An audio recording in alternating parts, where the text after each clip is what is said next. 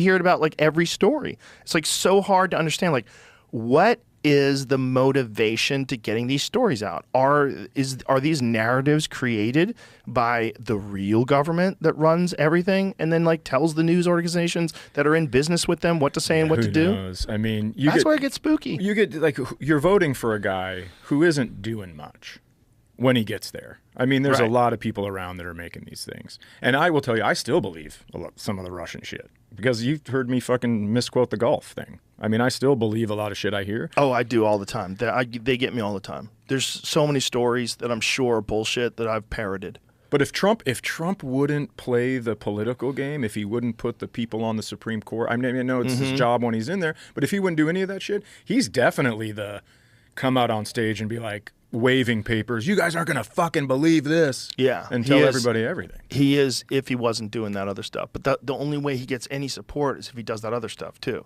Like, you got to understand about Trump. He was a lifelong Democrat. Yeah. Lifelong. Which is so weird. Wasn't it when he was starting to run for president, wasn't he still? Like, wasn't he, when he started talking about it? I believe still so. a Democrat, right? Yes, yeah, I believe so.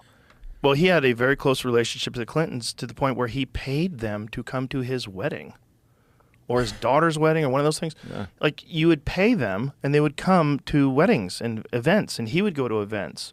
You know, that was like the famous thing that was at the White House Correspondents' Dinner. You remember that? The White House Press Correspondents' Dinner was always supposed to be this thing where comedians would do it and they would, like Michelle Wolf did it one year, fucking crushed it. I remember. She crushed it. So hard. And they would go up and they would, Trump was, by the way, the first guy to not do it. Like, you're not making fun of me? Which is kind of a pussy move. But every other president got roasted. And one time, during the White House press correspondence thing, Obama went on stage and he roasted Trump.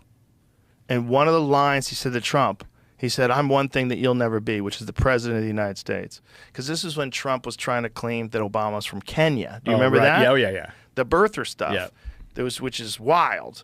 That stuff was wild. You know, he was like saying he knows for sure that Obama came from Kenya, and then there's people that were like examining photoshops of the birth certificate. It was a crazy conspiracy, and that was, you know, he was roasting Trump in the audience, and you could see Trump in his head going, "Okay, I'm gonna fucking run now."